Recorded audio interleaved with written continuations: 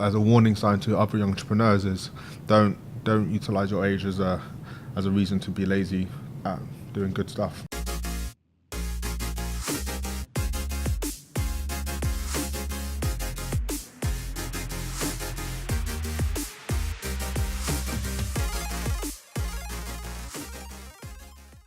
Yeah, I think one of the most important thing when designing different elements of your career is to kind of stay true to what's keeping you going. So if you're ever stuck in a project and you get to a point where repeatedly days and days you're not enjoying it, because there is the hard part of running a business, but then there's the reality of, wait, is this an industry that I'm excited about? Is this something that I'm willing to sacrifice not going on holiday for? So there's been a few times in my career where I've been like, oh, actually, I want to shift and I want to change. I can think of two times when that's happened. Cool. Well, look, we'll go into more of that throughout the next sort of 45 minutes. Welcome to the Go Agency podcast. Today joined by Bejay Mulenga. Well, look, I've not caught up with you for months. Yeah. And I'm really excited to just chat to you about what's been going on. You're always crazy busy, very hard to tie down into different things, despite only working up the road. We've been chatting for probably 2.5 years now on different things, different companies, different opportunities, and that's kind of what I see you as, is like a guy who sees opportunities, and I've got a lot of respect for that. And you're young as well. How old are you? Just 5 months younger than you. Oh, it's younger. Well, 6 months younger than you. So you're 24? 24 in a couple of weeks. Okay, nice. Wow. You just turned 24. So you're 24. Yeah. Let's start with that then. The age thing is a big thing for lots of people. Some people find it awesome. Yeah. Some people find it off-putting. Yeah. Like, how do you utilize your age in a positive way, but also what have you seen over the last few years, especially when you were much younger, that was not so positive? So I think with age comes naivety, but also comes confidence. Confidence that sometimes, and most times, you're probably the youngest person in the room when you're negotiating deals with big clients. So it's about you having the time and preparation to do your research and come up with a proposition, but always know that, especially in industries I've always operated in, I know that most clients that we're talking to want to talk to people like me, or people who are from a similar background or similar age as me, but I can tap into other backgrounds from talking to my peers. So not being afraid of age, but utilizing it as a superpower. But on the other side, don't let age be a negligence to doing the standard things like keeping your accounts, like responding to clients within 24 hours. And sometimes, unless you get sat down by another entrepreneur who's in the space, and for my journey, I didn't spend time interning or working at loads of companies to kind of learn about protocol. So you kind of have to learn on the go. So being kind of willing to, even if you develop a style or a way of working, understand that can shift and change, and it can shift and change again. So there's two parts to how I look at age. One level is it's a superpower. It's something that you can utilize to give you better insights. And I always feel like insights drive quality of thought and quality of strategy. I've always thought that.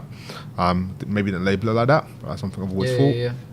And then on the flip side, as a warning sign to other young entrepreneurs is don't utilize your age as a reason to be lazy at doing good stuff at a good level.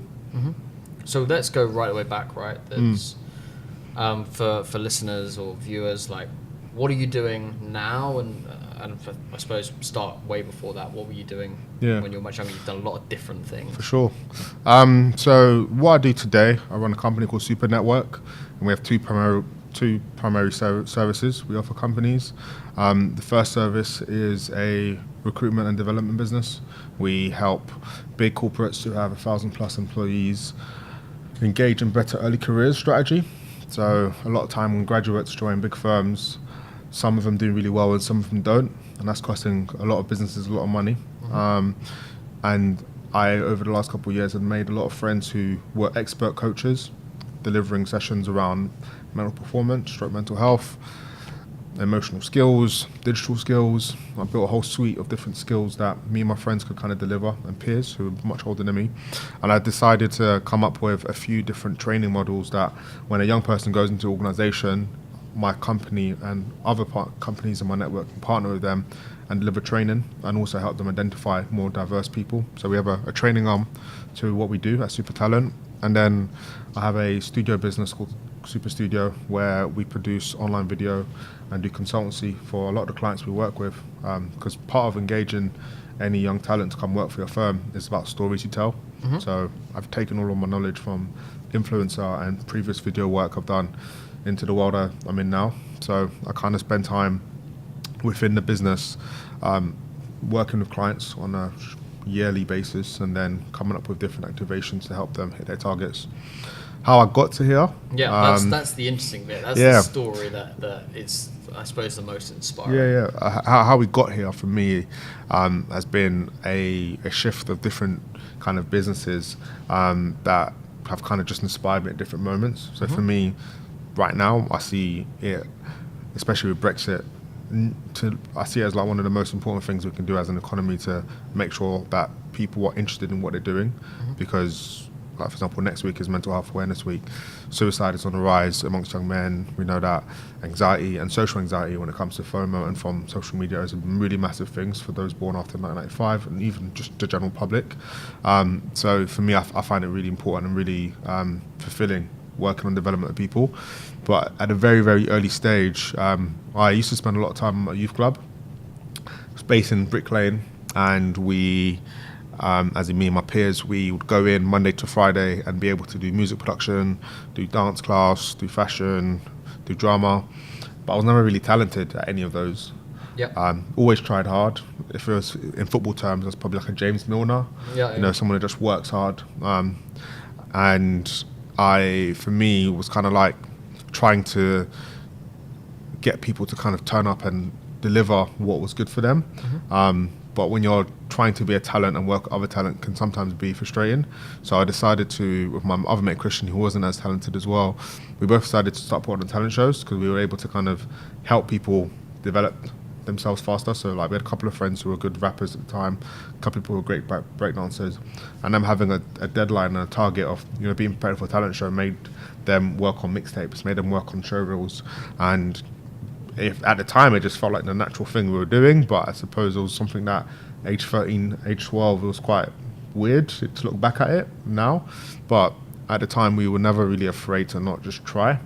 And I always kind of label the generation we're from as like generation digital. Doesn't really matter what age we're at. We all kind of grew up with YouTube. We all grew up with, I think that's probably a much better way of talking about it than millennials, Gen Z. I think that's a much nicer way to put it. And with that, for me, I spent a lot of time, age 11, 10, 12, watching like biographies and videos of Richard Branson running Virgin when he was 16, watching Russell Simmons set up Def Jam, and just watching loads of people like very early in their lives just do things. So I always felt like it was possible, even if I didn't have a family member who'd made it. I didn't really come from wealth.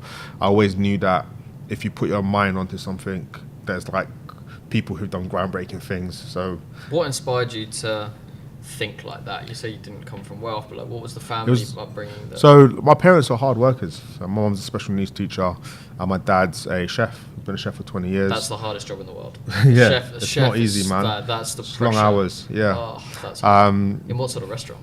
5-star host restaurants and like at head offices. So he trained under Marco Pierre White. I went to school with Jamie Oliver, and he's been like head chef of Ofcom and loads of different places.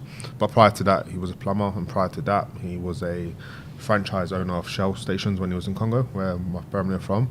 So he made some money from there, and then he started working. And we grew up in a decent area. I grew up in like Liverpool Street, Aldgate. Cool. But for me, it's like one thing that was instilled to me was always like hard work. But they never really had a sense of entrepreneurship. So I think the content I've just mentioned were kind of the big things that kind of like became part of my DNA. So I couldn't tell you how many behind the scene videos I've seen of like how companies did this and how companies did that, and how, like, I remember there was a TV show that Joan Rivers used to host called How'd You Get So Rich? And what I found interesting was how they got rich. It wasn't where they were living. It wasn't the big palace. It was like, oh, this person started a post-mail company, or this person started a sticker company. It was like the most ridiculous, simple things, and it just worked, and they just did repetition behind it. And I think that coupled with The Apprentice, like Tim Campbell won The Apprentice when I was 10 years old, and he was a young black man who now I've met and become friends with. But seeing positive role models on TV also helps. Was that a real? That's obviously a big turning point as well, like a big moment that sticks in your memory. For sure. And something that you've kind of come full circle on in Yeah. your later life. But were young black role models like important for you in growing up as well in the media and in entrepreneurship? I think the role models were definitely from across media and online. So for me, it was kind of like, regardless of whether I didn't see them on BBC every day, like with a couple of clicks on YouTube, you can find any story of a lot of different things. So I always found it to be quite easy to kind of find inspiration, and I was always one to share stuff with my friends. But definitely, I very, very quickly remember who actually put me on. A friend of mine called Oliver. I haven't actually spoken to for over 10 years, but we were quite close at school.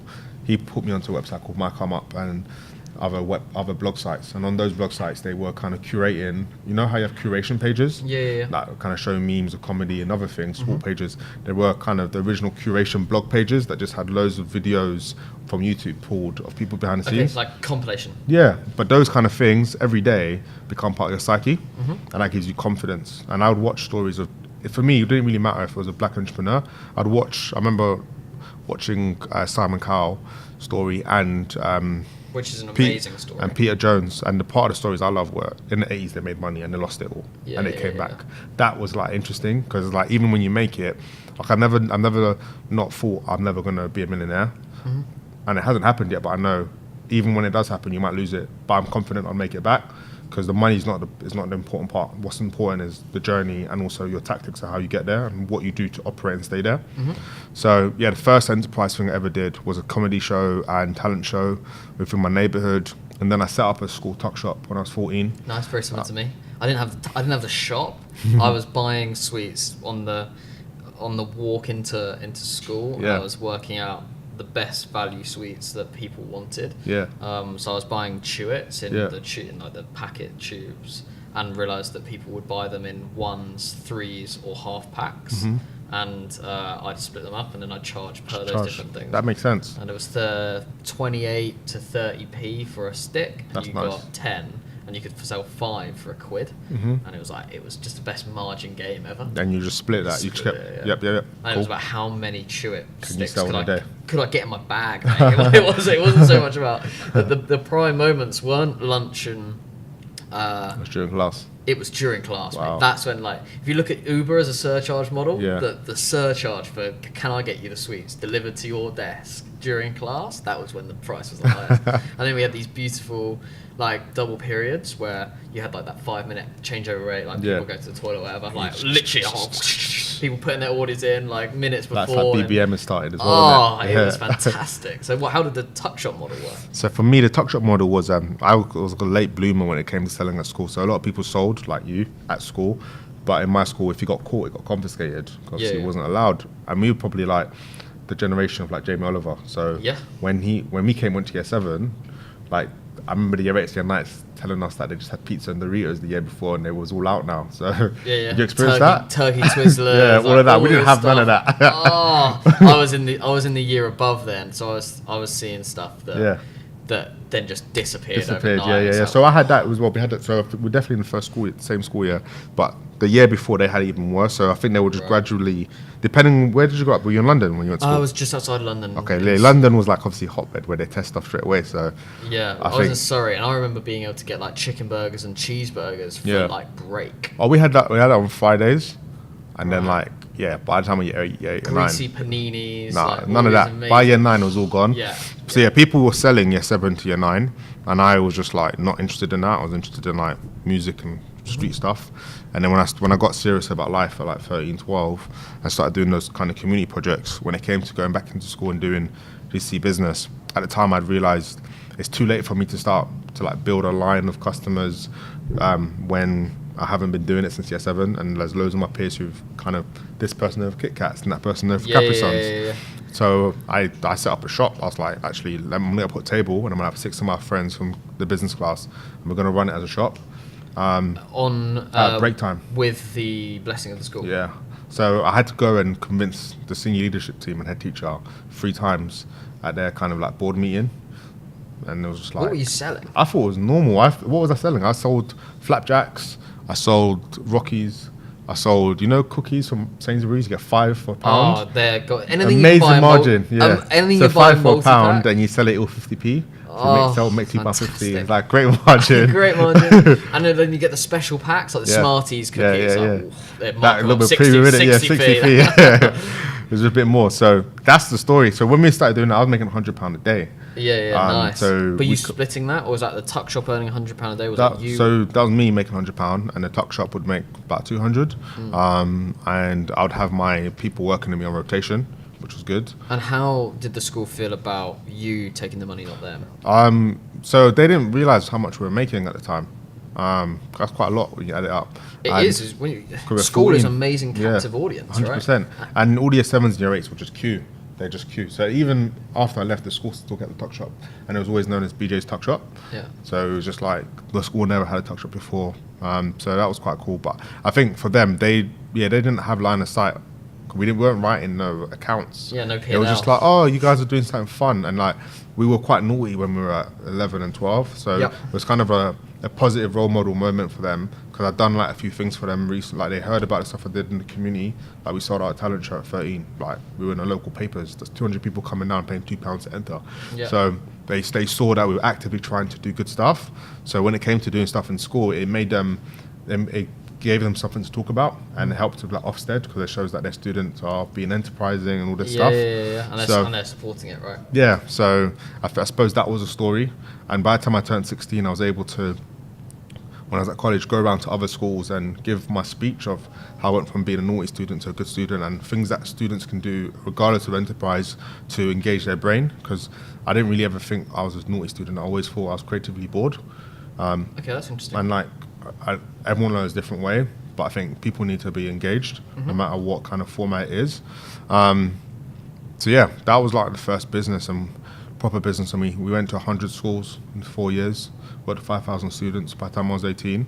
And I got bored. I was like, I don't want to, I'm 18 now. Why am I working with 14-year-olds? And it's like trying to like bring them excitement to kind of do something, because every school was different, as you can imagine. Like not every school is the same. And at the time, I wanted to do something for people who are my age, who are at university, and I decided to set up a experiment which would see me open up pop-up shops. So 2014, 2015, pop-up shops were on the rise. It's now so normal now, but I had a pop-up shop in Old Street, I had a pop-up shop in Box Park, partnered with River Island, and every single shop I opened, I had university students who couldn't get jobs in retail to come and work. So that was like one of my kind of niches. It seems everything you've done in your career, and right the way back to the tuck shop, right the way back to the talent show, and into what you're doing now, is about community and people. Like, it always seems like you want to do something for someone. Yeah. For someone. Yeah, it's more fun when you're working with people. Like, it's something I don't know why. It's just, I need to be with people, having fun, doing stuff that makes us laugh, but more importantly, makes us proud. So doing that, it took what I was doing to a different place, because in those years prior, I was working with like marketing agencies, like Liberty based in Brixton, and I worked at Bauer for a little bit, and I started to learn about how big brands work and how they sponsor stuff. So when it came to doing this business, Super Academy at the time, and Supermarket, I was able to partner with other people, and we created the UK's first pop-up market run by teenagers. Never before has there been such a large-scale event, and we had... Where was that? We had it at Trimbury. Okay, yeah. So we hired all 5 rooms on the first floor. I was 19 at the time. Cool. Massive experiment. 500 teenagers trained over 6 weeks, and they sold products from over 400 brands. And MTV came down and filmed it all, and it's online. So people, if you type Supermarket 2015, people can see it. And that kind of blew my eyes into like the power of influencer, because at the time I started working with a guy I went into business with, Sam King, and a few other influencers, I think Hannah Witten, Lucy Moon, just a few people to promote the event, along with like local schools. And through doing stuff like that, I started realizing actually a lot of my peers that I was now spending time with, who also had a similar income to what I was making, were content creators. They weren't all entrepreneurs. So once I finished that project, the next thing I wanted to do naturally was work with people on the talent front. because I dabbled in the music. If you go on my LinkedIn, you can see loads of different things. But I'm someone who, from very early, I realized I don't want to just sit down and do one thing every day. You kind of like, your mind goes everywhere. You kind of want to do loads of different things. Over time, I've learned actually it's good to have one business at first that does really well. But during those formative years between 16 and 21, I'd always have 2 or 3 projects on the go. One that would be like a 40 hours, and then others that would be always on the side, similar to you, right? You've dabbled and had different things on the go at the same time. So whilst I was building out that market business and we were doing the retail stuff, I had a music management company. Cool. And we managed a cellist called Yana Whitty Johnson. So we did a lot of work in the classical world, and she sold at Jazz Cafe when I was 18. We managed her, me and my business partner. And I worked with Simon Cowell for 2 seasons of X Factor, and we talent scouted. Like one of the acts we put together went to the semi-finals. Cool. So picked up some random stuff there, and I think over time I just realized I just started meeting a lot of people in loads of different worlds. Yep. And everyone's kind of connected, and that whole 6 degree separation for me became 1 or 2. And what's interesting is it's the power of just connecting people. It just kind of reinforced the whole community element of what you've mentioned. Anytime I get a chance to just connect or fix people, I just love it, because that's how I've built my name and built my reputation. It's through people knowing that, if you introduce Bejay, she's going to do a good job. So I always try to, whenever I get a moment and someone's looking for someone, just, meet this person and move from there. So I suppose the retail element of doing a live event and a couple of live events and then going into management led me to start managing a couple of Snapchatters when Snapchat was big in 2016. I managed a guy called Big Tipper who was doing quite well at the time, and quickly realized it wasn't super fun managing just a couple people. It would be more fun to kind of just like be doing deals for everyone rather than, I just manage these 2-3 people. Unless someone's like million plus at the time, there wasn't enough revenue for you to kind of just live off. Like, we're living well, we're doing some good stuff, but I could make that kind of money running my own business rather than just managing one person. So I decided to go in the influencer world and start working with you, working with different people. Very fun. Enjoyed it. So you probably still enjoy it. Yeah, mate. You can do some crazy things over a weekend. It's a mad world, and like, I suppose you were in it for a couple of years. When it was still a bit bandity, like lots of people were trying to do different things, a bit of the Wild West, and you were doing some cool things in that. And we worked together on a few different projects. And it was a good fun time to be in the influencer market. How is the world now? What, the influencer world? It's a lot more professional than it was. Yeah. There's a lot more ad agencies and PR agencies who now just have it as a service. Yeah, I've definitely. All the guys who previously said that it wasn't ever going to work, and all the guys who said that you should spend money elsewhere and not worry about this, there's no ROI, all those guys are now doing it. Because guess what? There's ROI. So that's one thing. And I think the influencers themselves have become a lot more professional and understand contracts, understand the legalities of certain things, and understand working with brands a lot better. Like, in the early days, it was nuts. Like, their accountability to the brands was like zero. They just didn't care. And now there is a lot of care, and I think it's also because brands and agencies in general have started treating those people a lot better. And we're a long way down the line now. We're 4 or 5 years in, and we're 4 years into this business. And a lot has changed. The journey's been pretty nuts, but I think when you were in it, it was at its most ridiculous. People were charging either extortionate amount of money for their value, or so cheap that it was like, do you even know what you've got, mate? Like, it's what you've got is so good, and I'm buying it for 12 quid. I'm robbing you. Because people literally, as you know, like, the reality of being a star or being someone who's got a bit of fame online is it's not all that it looks online, and people have bills to pay, and money's not consistent because it's not a salary. So you hit someone at a time when they need some cash, they'll take £100-200 versus when they're up and they say no to that piece of work. So a lot of that's happened in the past, and I suppose people now are able to kind of forecast a bit more now. They can forecast a bit better. They know what's coming. They know what their value is a lot better. They know what value actually is, rather than just I have 1 million followers, therefore I should charge this because this person has 1 million followers. And it's like, Yeah. that's not quite how it works. So yeah, it's a mad world, but you know. I'll ask you a question. Yeah, go for it. So, obviously, Instagram is one of the big places and that everyone knows globally. I'm noticing a few things with YouTube at the moment. Yep. I want to know what your opinion is. So, there's obviously a lot of people crying about monetization. It's been going on for a while, but it's now getting to a point where certain people have retired. Yeah. I know a lot of YouTubers that were like popping a couple of years ago, just retired. And those that are still doing content, their numbers have dropped or they're kind of like averaging out at a certain rate. What is the future of YouTube? Is it still a thing? It's still the most for powerful. creators? Still the most The powerful. creators still get paid what they were getting, or like what? They do on the brand side. Yeah. Probably a bit more than they were. I think it obviously depends on what they're doing and what their audience is. I think the guys who have aged up their audience certainly getting a better rate than the guys. And I kind of know who you're talking about when you say that some people have retired that you knew. Yeah, but I'm even talking about just even like away from the people that we both know mutually. I'm talking about even just like me just watching the landscape. I feel like there's a lot more. I look from the outside. I'm not in it as I was.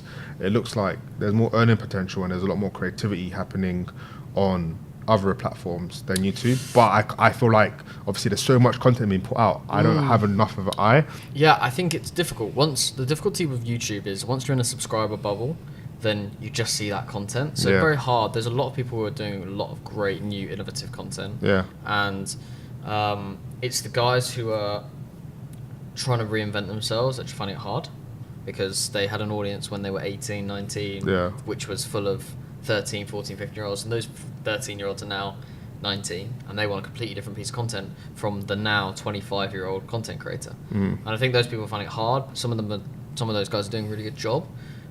Also, some of the same guys that we're talking about what didn't and don't want to do what they used to do. Yeah. They're 7 years in. Yeah. And, if they got known as a gamer when they were 17 and they're 25 now and they're long-term relationships with girlfriends and create videos every week. They're into food. They just don't want to traveling. do that. Yeah, they want to do some cooler stuff. And sitting in your bedroom gaming every day when you're 25, if you've been doing it for 8 years, it floats some people's boats. Yeah. But it doesn't float everybody's. And some people, like you say, and like you've been a great example of that, develop and change identities and change the things they want to do. And sometimes we'll wake up one morning and go, I don't want to do this anymore.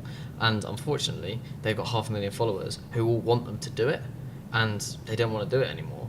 They want to do that, and their followers that they've built over time are not so interested in that. And then they put that video out, and it only gets half the numbers, or a quarter of the numbers. Then they try to do the other thing, but with not the heart in it, and people tell. Exactly, like it works both ways, Yeah. and that's where we've seen a few people die off. The people that are making really, really successful videos are doing high frequency, high entertainment value, and are staying true to the niche audience that they have. Yeah. And I met Alfie the other week, and he's doing a really good job in Yeah. changing his content. Yeah, he did something that captivated me because I was never really a fan of him before, but I respected his growth and his audience. But he did an interview with my friend Carl Loco, who's an ex-gang member, and that I was like, yeah, he's getting into a whole He's different smart, space now. right? Yeah, just doing I was like, different this is stuff, nice. taking it to another level. Him understanding that he is 25 and his audience are 20, 21 and in university now. And he's creating very, very different content, and his personality is a lot different on camera than it used to be, especially in the podcast long form content he's creating. So I think that's a good example of someone who's realized that their audience have changed and their interests have changed, but they still have a platform, and then utilizing that platform in the right way, and kind of also being very true to themselves in the fact that numbers don't really matter, and it's what I want to do that's interesting, and as long as I can get by and do the thing I like rather than do the thing that I don't and make more money, that's kind of not. He's obviously in a very privileged position to be able to do that because he's made a lot of money. But is that your kind of general advice to like? I think the kind of the content creators who are kind of bubbling between 50,000 and 500,000. Yeah, I think so. I think that those guys need to stay true to one thing. I think high frequency is big. What's high frequency? As in like lots of content. Like Daily or once a week? I think the guys who are creating daily content are obviously going to grow faster, but I think once a week is light. That light, yeah. I think twice a week is probably where you're going to be getting, unless you've got an already established audience. Once a week feels light now. What are you posting out at the moment? Because you're about 4 times a day. You're growing like on all your socials. Do you look at everything differently? We look at everything differently. Your LinkedIn differently to your YouTube. Yeah, LinkedIn's really important for us because it's obviously the market that we want to attract and the people that we want to attract, and that's growing quite quickly. But yeah, we're about 4 pieces of content a day, so daily vlog, and then like little cut-ups, and then a podcast or cut up from the podcast or whatever. Trying to video everything and then work out what's good. But you know, we're in a different niche, right? It's a much more... It's entrepreneurship. Yeah, it's small, and the interest group is small, and people are reluctant to go and find that content. Whereas... But it's kind of a Gary Vee model where it's like, regardless of if there's no massive audience today, the industry, as you say, is only 4 years old, and as you continue to 10 years and 20 years, if that's the landscape that you're on, people can go back till now. Yeah, and you're creating content, right? Yeah. What does that look like? Why now? So for me, the way I look at content is it's something that I try to do the same way that I do my own kind of career. I like to create when inspired rather than just create because you have to, but when inspired, put it out with high frequency. For me, like, I've never been this person who can do written text. I've always been an audio person. I'm better like this, face to face. I feel like you're quite similar. And when it comes to putting out content, I think understanding who you're talking to is very important. So where I was, as you're right, talking to young entrepreneurs before, now I spend a lot more time and I'm more fascinated with, right, in the next 2 years, people graduating, are they prepared for the world work? When companies are putting out adverts, why are they only getting like 50 or 60 views on their YouTube videos, but 1,000 applicants online from people who come from the same school? How do you diversify it? How do you create new job boards? So I think I've had to take some time the last couple of months to go and do study and learn and understand the industry I'm moving into. I find that to be very important, and not come across online as always the kind of thought leader, but maybe like the agony nephew. So right, you're trying to talk to someone like me, how can I help? So that's kind of been my kind of change in content style recently, rather than where we're in the influencer space, as you do, you might come across as like, we know best because we've done X, Y, Z. And also we're in a service business. Of course, 100%. Right? But when you flip that, and if you were to start a new business in a new market, for me, the notion of the first year is, right, let me help you think different. And then once you've got a couple of like titles under your belt and you've got a couple of wins, then it changes to, right, this is what's working and this is what we recommend. So I'm going around kind of thinking and spending time with experts and coming up with content where I share their stories and their glory rather than me sharing my glory at the moment. So yeah, that's been an interesting kind of shift in the kind of content I made a year ago versus now. And how much are you trying to create? So create about 30%, 50% curate, and then 20% just personality. So I might like something and put some other references, might promote other people's work. And then when it comes to my own creation, I'm finding the style of like talking to camera and saying a motivational piece, it's not really British.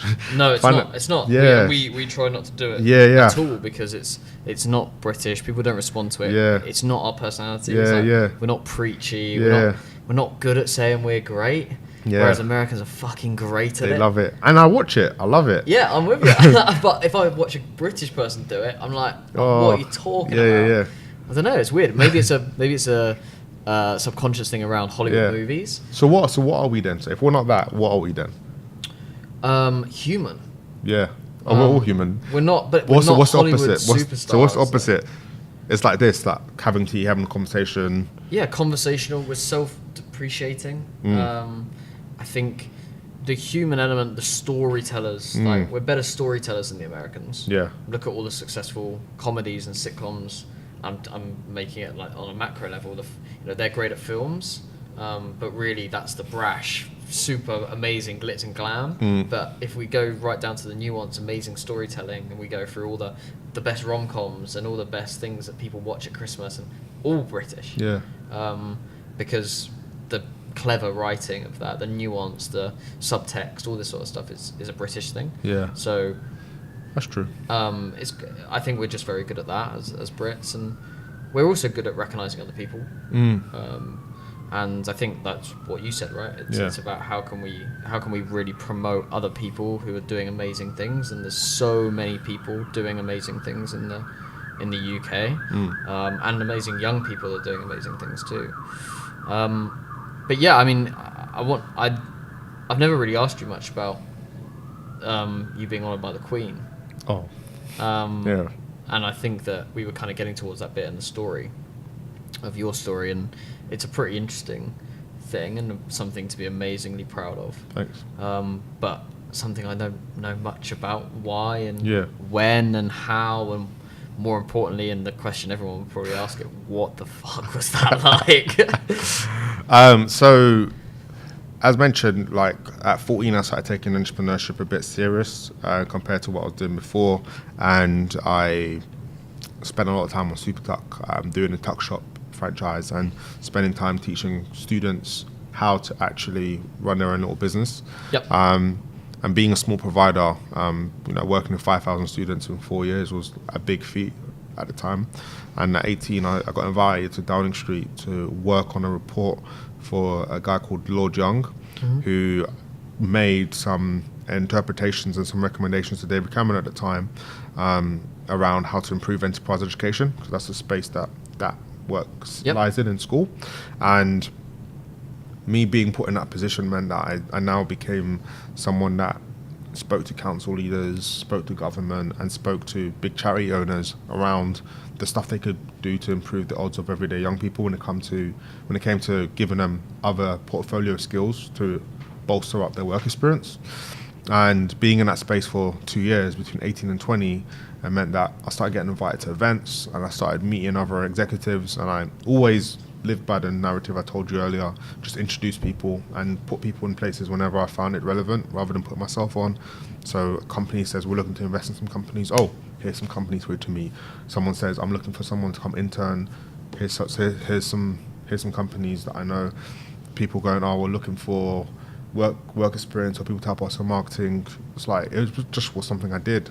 And that got me to work with the Queen's son, Prince Andrew, who did a Duke of York, chat around his idea award, and I met his team at Buckingham Palace. And I got invited to the Queen's garden party when I was 19. It's a pretty cool thing to be invited to. So I got invited for the work I was doing in enterprise, and I was like, I met Queen at Buckingham Palace. At Buckingham Palace, met the Queen, and I met other people who work in the sector, and that was fun. And I was like, whoa, it seems like I'm getting recognised here. Who did you go with? I went with my dad. Was it amazing for you? him? It was amazing. We didn't really talk much when I was 13. He's still with my mum, and we grew up together. But growing up, like being so naughty, we had quite a difficult relationship at the time.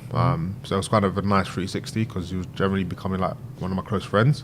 We talked about goals, ambitions, a lot of different things. And being a young entrepreneur, as you know, there's like really big highs and really big lows. Yeah. And the lows don't have to always be financial. It could just be, you might just be mentally drained, but there's so many people relying on you. Like who do you go to when there's no one for you to rely on or just to vent at? So yeah, he became like a really good person that I could kind of talk to about pressure, especially as a chef who works 12 hours a day.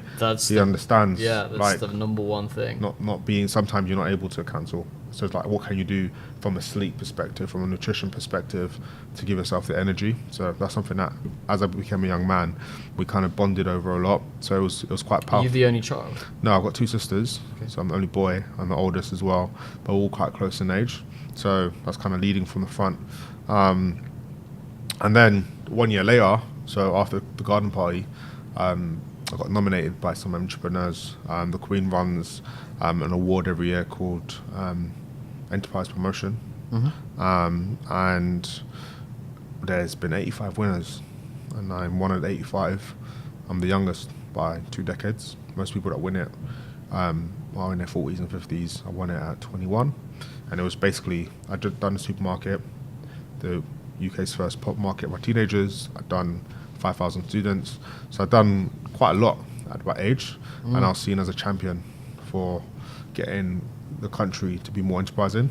So yeah, it's what did it feel definitely like an honour. that when you I think there's two parts of it, right? When you find out, there's a massive elation, but I suppose it's also about, wow, like that's mad. Yeah, it felt like basically there's always this battle where, I don't know if you've had this, but when you're a young entrepreneur, there's some people who just can't.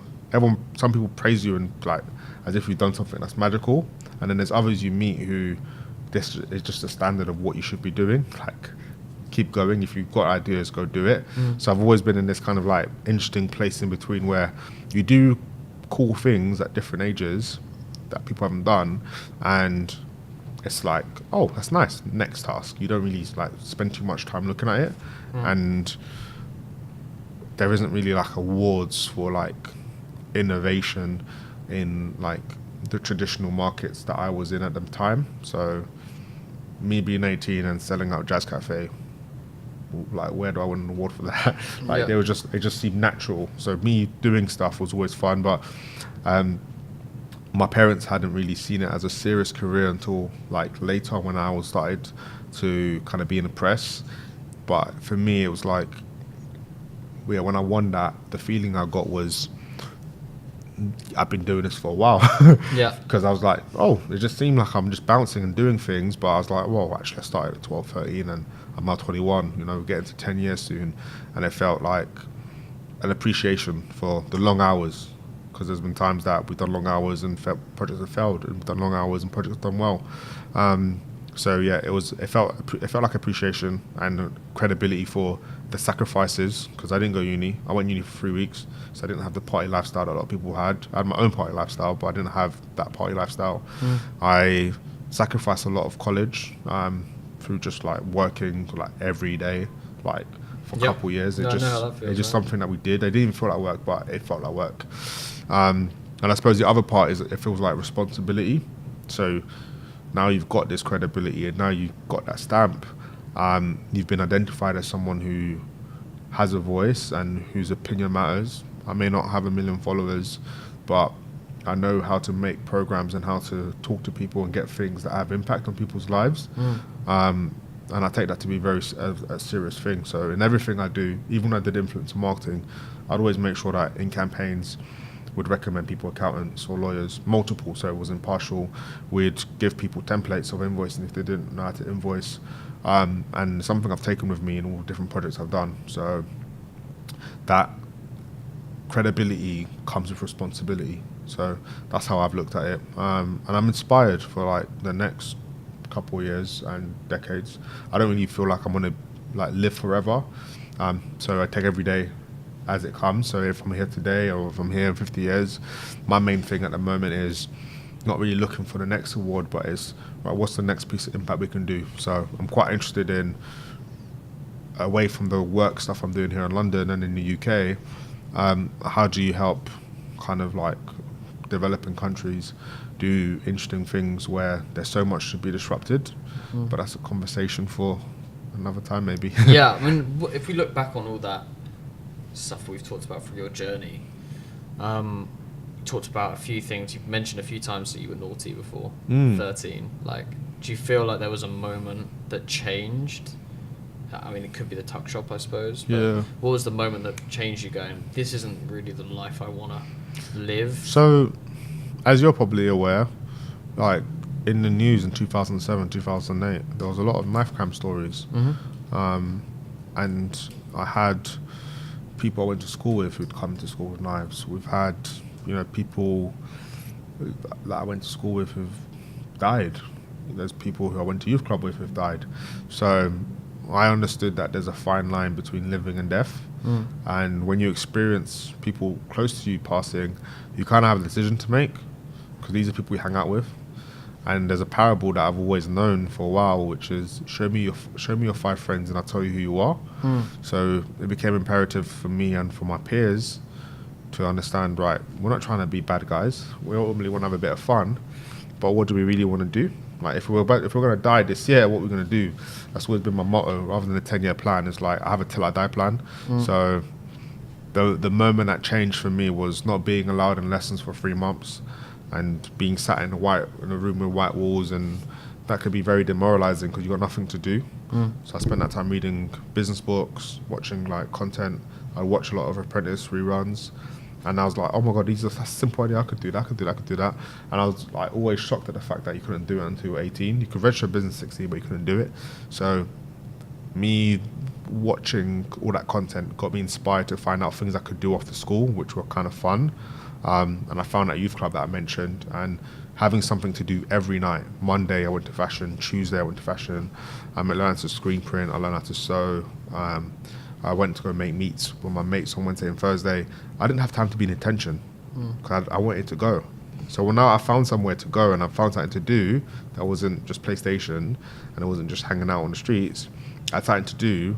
I didn't have time to be in attention, and because I don't have time to be in attention, I do my homework. And when you start doing your homework and you're doing it well, you retain information, because a lot of that early study between 11 and 14 is retention more than anything. You're not there to add your own ideas. You're there to retain information and regurgitate. Yep. So I spent time making sure I did my work. I could leave at 3:30, and I went to my youth club, and I had fun every day. And you start meeting new friends and making new communities. So a lot of people that went to that youth club have now gone on to do different things. So a friend of mine is a graphic designer in-house at River Island. I've got 2 friends who've done multiple feature films. Another friend of ours is a MOBO award-winning artist who's been featured across the world. His name's Coach Radical. So a lot of different people went to our youth club, and like, I'm not surprised that people have gone on to do interesting things, because we were just like addicted to doing projects and having fun, and it felt like a place to kind of try ideas. They didn't really tell us no when we had ideas. So when people wanted to do showcases, everyone got a chance to do a showcase. Yeah, people had a chance to kind of do things. So that was a big turning point. Me finding that youth club, it gave me something to do every evening, and what takes up your time can kind of build up your skills. So that was my thing. And struggles, like obviously there's been a lot of tough times as well when you run businesses, and run them at a young age especially. There's a lot of tough times mentally. There's a lot of stress and a lot of strain, and there is a lot of fun. And people do underestimate how much fun it is. Oh mate. It is a lot of fun and hugely rewarding when you get to do amazing things that you've done. But yeah, the struggles, like what are the moments where you've gone, fuck, I'm not sure this is even worth it? I think the struggles are like if you get a hiring decision wrong or multiple hiring decisions wrong, especially when you're growing a business, because they say it on paper, hire slowly, fire fast. It's been said, but it's really hard as a reality. So that's a really hard thing to implement. Cash flow is king. Yeah. They educate you that if you go to business school, but again, unless you keep your eyes on on those numbers, even when it's good times can turn to bad times, because you win 2 or 3 big contracts, your expenses go up. But because you won those 2 big contracts, you're not thinking about winning more, because now your expenses have gone up, so you have more risk and more capital that needs to be done. So I've learned all of those kind of things by doing, and that's been interesting. And I suppose the hard part of the entrepreneurship is, how do you motivate yourself on days when you don't want to go in? And it don't happen all the time, but if you haven't looked after your body and you've been overworking yourself, or if you have spent a lot of time working on something that just kind of crashed for whatever reason, how do you pick yourself up to kind of put a brave face, have the mental clarity to make the right decisions with whether you go left, go right, go forward or back? And I don't think I've cracked that answer, but I always try to have a clear mind and have like my energy in check. So changing the room that I'm in, like go out for a walk or have a phone call with a friend or journal. And there's like some new tactics that you can kind of like take as a young entrepreneur to kind of relieve yourself of the pressure, because ultimately you can't control what's happened in the past. You can only control right now, and there's no point fearing the future. So I spend a lot of time just trying to be present and introducing other elements to your week to kind of have balance. So for the last couple of months I've done Muay Thai boxing. In the past I've done straight boxing. Part before that I did swimming. So that was my next question though. Is that the thing that allows you to unwind, allows you to kind of mentally so I mix up. I do boxing and I go comedy. So I go comedy with my friends because it's a laugh. You can get a drink, you get a meal, and then you go laugh, and you laugh. Like even if it's a bad comedy, there's always something funny to laugh at. And there's so many different comedy barbs in London, and if that ever fails you, you can stay home, order Deliveroo, and put Netflix on, and you still laugh. And there's so much to watch. So I find that to be like a great stress reliever. I don't really like going cinema, and I don't really watch no TV shows. I don't watch Game of Thrones, none of that. But yeah, if I'm ever having some time to myself, you can always find me in a comedy store like multiple times in a month. Nice. And what? Yeah, What about yourself? Golf is a big thing. Yeah, you should take me to golf, man. When did you start? When I was like 14. Yeah, man. Is that something you want to do? Yeah, It's great for business. just send me some times. I hear. So I'm gonna go So and find good out. for business, mate. Honestly, if we look through some of our most successful ever days, it's all come on the golf course. Both for us pushing the business forward as Aaron and I and other senior team going actually playing, or taking clients. Like you just see deals just come out the back of it, and it's so valuable because it's the only way a client will ever agree to spend 4 hours with you when there's no one else. No distractions, nothing. It's just that amazing bonding time, Yeah. and you're bonding over a single thing that you're both enjoying. So that's really good for switching off. And I love How often do you go golfing? probably once a week. And You then have a set day? no, I'll play with my girlfriend on the weekends, or Yeah. I'll play with Aaron on a Friday afternoon or whatever. But yeah, I'm going to Marbella next week and Yeah. can play golf a few times. So yeah, it's a good switch off. And I love driving, which sounds really dull, but Yeah. it's that ultimate switch off where I cycle. I listen to yeah, podcasts. it's just you just live in your own little shell, literally. Like you're in a box and no one else is with you. And I like driving with other people, but I love driving on my own. Yeah. And yeah, I that's really important to me. Just that time where I'm like, Has it always been that way? ever since I learned to drive, yeah, because I think it's because I always did long journeys. Yeah. So I used to commute from Bournemouth. I used to drive from Bournemouth to London every day. Wow. So it's like 2.5 hours each way. So like, Committed. so And yeah, working late nights. I wanted to do a huge amount of work at work, and then also had another business to run outside. But yeah, that kind of 2.5 hours was like my getaway from work. I woke up at 6 a.m. I drove for 2.5 hours, got to the office, worked my full day at the office, then got in the car for 2.5 hours, got home, and then I worked my own business, and then I went to sleep and then did the cycle again.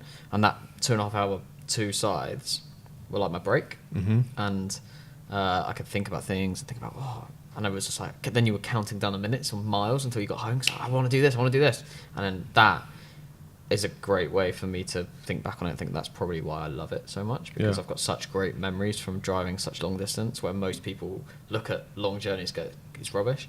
Also drove to Cannes last year for Cannes Lion. How's that?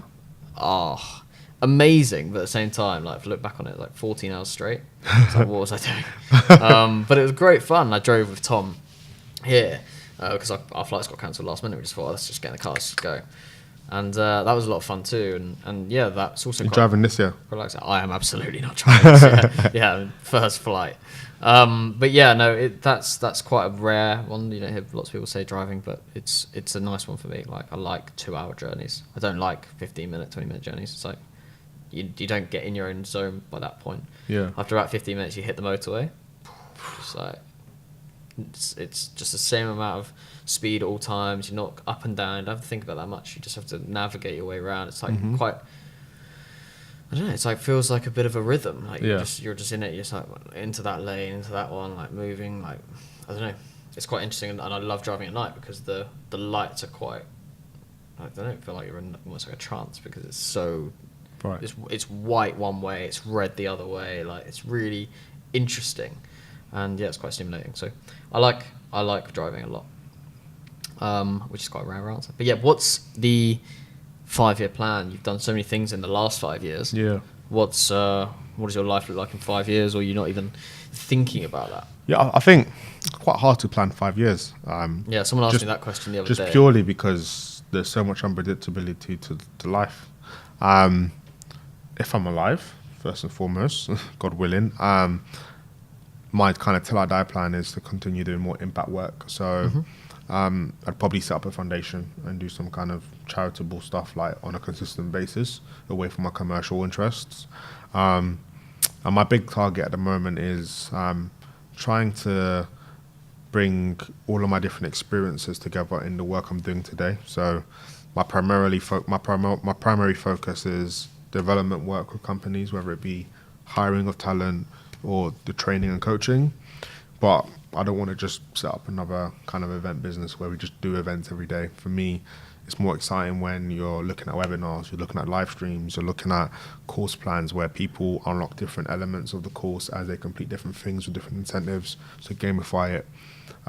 So I'm just trying to have as much fun and work with the most interesting businesses. I think at this point in my career, it's not just about like every client that you can get just coming in. It's more right, if we're working with someone, like we're working with them deeply, and it's like the next year or the next 2 years. So I'm very sure of myself and confident, with, especially with my leadership team, that any client we bring on, it's got to be more than just a one-off thing. It's like why are we connected? So over 5 years, we're going to have the results of that kind of strategy we have now.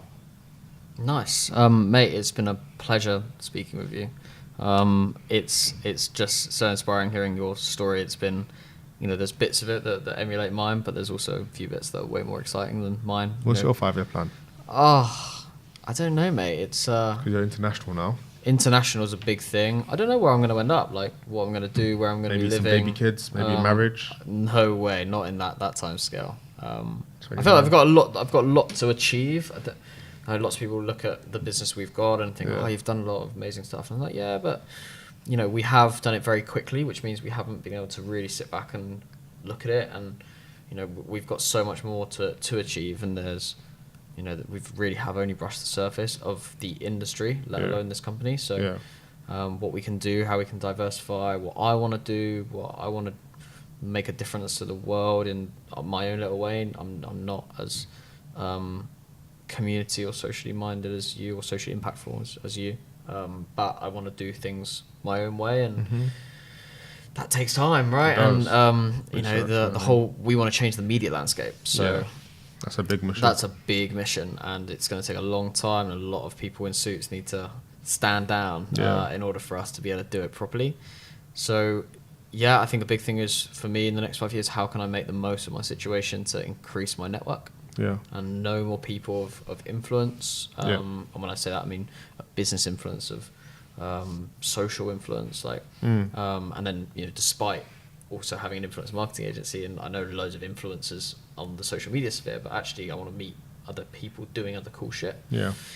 So that's a big target for me, and I kind of spend lots of my lunches and dinners and evenings going meeting people and doing this sort of stuff and chatting to people about what they're doing, and kind of harnessing that, and not naive enough to think that I've done it all, and want to learn loads of stuff from loads of different people, from people like yourself, or people like founders of other agencies, or people who've sold huge businesses. Like, there's so much to learn from different people in different walks of life who've had different backgrounds, and that's kind of what I'm trying to do. And that's a very selfish mission, because I'm doing it all for myself.